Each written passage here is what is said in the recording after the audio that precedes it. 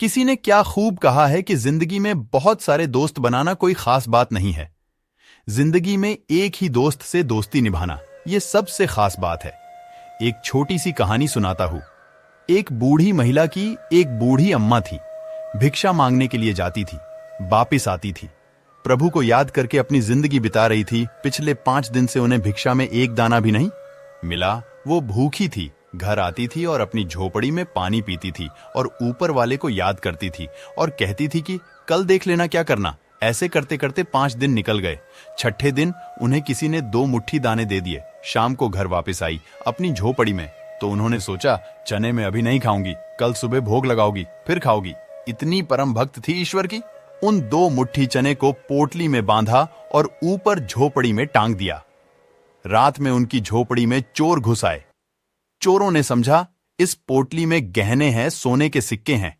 ये अम्मा कहीं से लेकर आ गईं और वो चोर पोटली चुरा करके भाग गए। और जब चोर भाग रहे थे तो उन्हें किसी ने देख लिया और ज्यादा हड़बड़ा के भागने लगे। भागते भागते गलती से संदीपन ऋषि के आश्रम में पहुंचे। संदीपन ऋषि का आश्रम, वो जहां भगवान कृष्ण और उनके सखा सुदामा शिक्षा ग्रहण करते थे।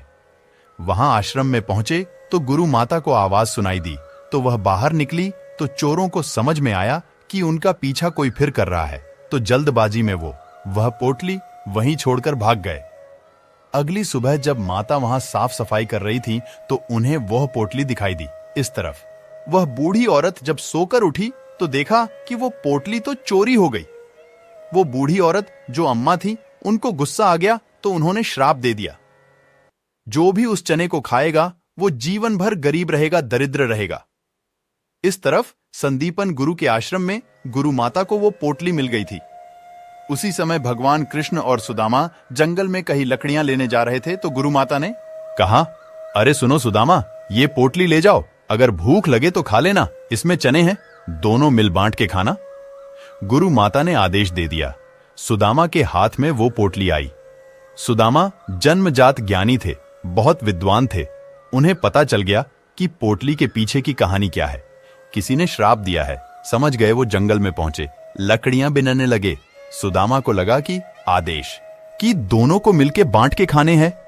अगर मैंने भगवान के साथ मिल बांट के खा लिए तो उन्हें भी श्राप लग जाएगा और तीनों लोक दरिद्र हो जाएंगे। मेरे जीते जी ये नहीं हो सकता है।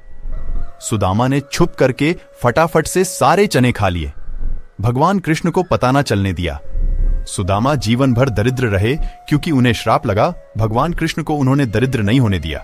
दोस्ती ये होती है, जीवन में सच्ची फ्रेंडशिप अगर मिल जाए, इससे खूबसूरत कुछ नहीं होता है।